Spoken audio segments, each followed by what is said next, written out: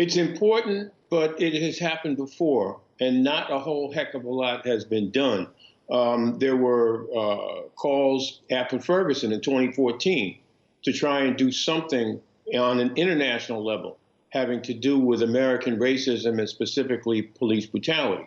When I was a kid, there used to be an expression which was essentially, I know you are, but what am I?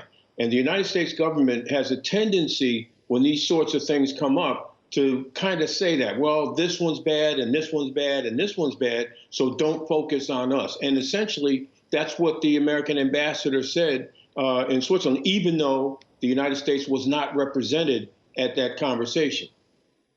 Darren, what are your thoughts on this? Because, of course, we know the U.S. view on the Human Rights Council right now is not very positive. It sees it as biased, one-sided. I mean, the list really goes on with the long complaints list that the U.S. has about the Human Rights Council. Nevertheless, it is the international body which represents the international community. What are your thoughts about it debating racism within the U.S.?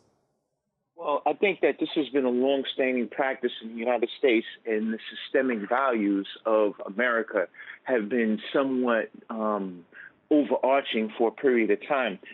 And it's just interesting when we look at with the United States, how we react to things from an overseas perspective, such as we go back years ago, back in the 80s, Tiananmen Square, the human rights violations in places like China, across the board.